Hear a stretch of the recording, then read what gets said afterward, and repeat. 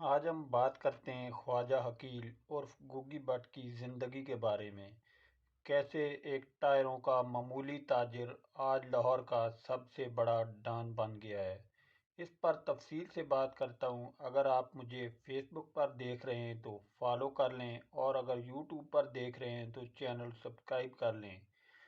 لاہور نیلا گنبد کے پاس ٹائروں کی ایک مارکیٹ ہے۔ اس مارکیٹ میں خواجہ عبدالرشید بٹ کی ایک پرانے ٹائروں کی ایک چھوٹی سی دکان ہوا کرتی تھی۔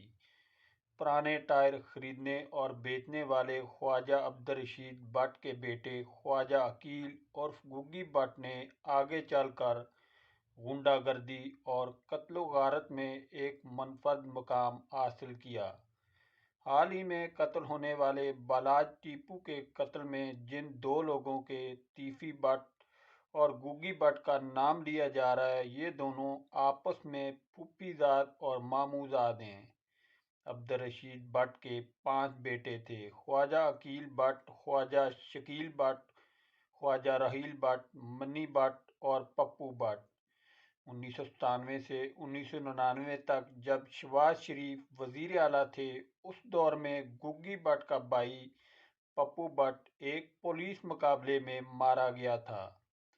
پہلے گوگی بٹ گوال منڈی کا رہائشی تھا، مگر اب کنال ویو ہاؤسنگ سوسائٹی میں رہائش پذیر ہے۔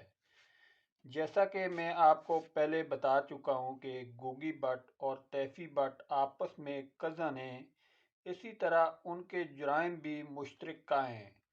بالاج ٹیپو کے والد ٹیپو ٹرکاں والا کے قتل میں بھی ان لوگوں پر شبہ کیا جاتا رہا ہے، لیکن یہ اس کیس میں بری ہو گئے تھے۔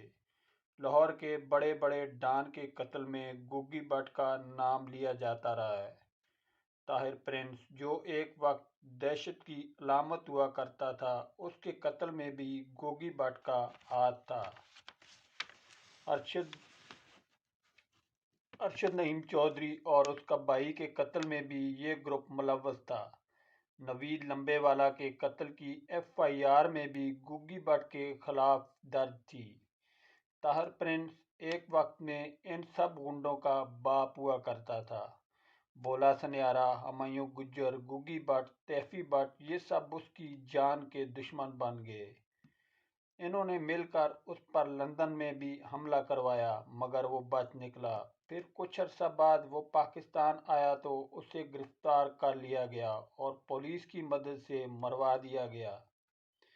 طاہر پرنس کو عابد باکسر نے مارا تھا۔ کہا جاتا ہے کہ گوگی بٹ کے لیے جو پلان تیار کرتا ہے وہ تیفی بٹ ہے۔ تیفی بٹ کے پلان کے مطابق ہی وہ اپنے دشمنوں کو ٹھکانے لگاتے ہیں۔ اس سے پہلے گوگی بٹ کئی بار جیل جا چکا ہے، لیکن وہ اپنے اثر و رسوخ اور دہشت کی وجہ سے ہر بار بچ نکلنے میں کامیاب ہو جاتا ہے۔ گوگی بٹ کا تعلق بٹ کشمیری برادری سے ہے۔ اسی طرح نواز شریف بھی کشمیری بٹ ہیں۔ پہلے نواز شریف بھی گوال منڈی میں رہا کرتے تھے، اور نواز شریف بھی اسی طرح گوگی بٹ کی سیاسی وابستگی بھی زیادہ تر مسلم لیگ نون کے ساتھ ہی رہی ہے، لیکن مشرف دور میں یہ کاف لیگ میں چلے گئے تھے، تو اس کے بعد یہ پھر نون لیگ میں رہے، پھر پی ٹی آئی کے دور میں پی ٹی آئی میں چلے گئے تھے۔ اس وقت وہ پھر نون لیگ کے ساتھ ہیں۔ جرائم پیشہ لوگوں کی مجبوری ہوتی ہے حکومت کے ساتھ چلنا۔ یہی سوچ کر گوگی بٹ بھی وقت کے ساتھ پارٹی بدل لیتے ہیں۔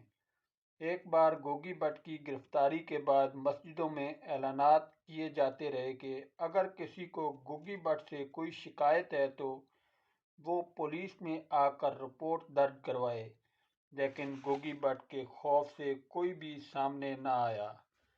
آپ نے ایک کہاوت سنی ہوگی کہ مذہب کسی بدمعاش یا قاتل کی آخری پناہ گاہ ہوا کرتا ہے۔ گوگی بٹ کے بارے میں بھی دعویٰ کیا جاتا ہے کہ وہ گزشتہ چند برس سے نیک ہو گئے ہیں۔ جون 2021 میں جب گوگی بٹ کے خلاف گھیرا تنگ کیا گیا تو عدالت میں درخواست دے دی گئی کہ انہیں ذیلی پولیس مقابلے میں مارے جانے کا خوف ہے، لہذا عدالت تحفظ فراہم کرے۔ یوں عدالت کی مداخلت سے گوگی بٹ کی جان بچ گئی، لیکن اس بار گوگی بٹ کا بچ نکلنا بہت مشکل ہے۔